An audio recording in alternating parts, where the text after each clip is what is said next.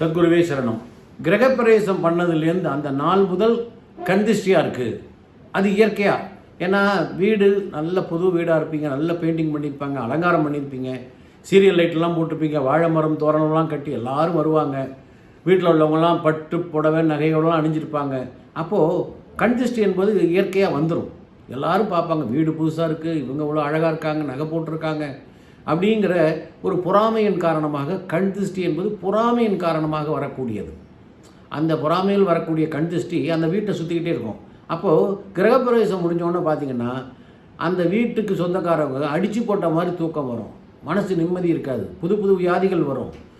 அதே மாதிரி வீட்டில் ஏதாவது நகைகள் காணா போகும், பொருட்கள் காணா போகும், தேவையில்லாத பிரச்சனை தேடி வரும். வீட்டில் இருக்கிறவங்களுக்கு வேலையில் பார்த்தா ப்ரொமோஷன் வரும், தொழில் டல்லாக இருக்கும். இது எல்லாம் கண் திருஷ்டி சுற்றிக்கிட்டே இருக்குது அப்படின்னு அர்த்தம். அந்த கண் திருஷ்டியை போக்குவதற்கு ஏதாவது வழி இருக்கான்னா திரும்பவும் அதே விஷயந்தான்.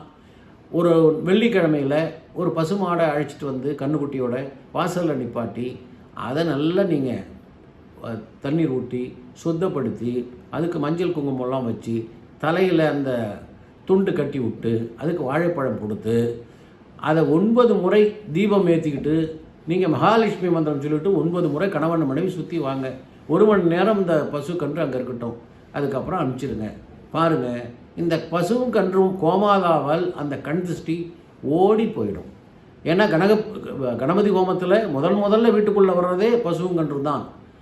அது வந்தது போனதுக்கப்புறம் கிரகப்பிரவேசம் நடக்குது, கண் திருஷ்டி வந்துடுது. திரும்பவும் கோமாதாவை கூப்பிட்டு வந்தீங்கன்னா அந்த கண் திருஷ்டி ரொம்ப சாதாரணமாக போயிடும், ஒன்றும் செலவு இல்லாமல். உங்களுக்கு தெரிந்த ஏற்கனவே கணபதி ஹோமம் கொண்டாந்தீங்களா, அதே பசு கன்றையே கூப்பிட்டு வரலாம்.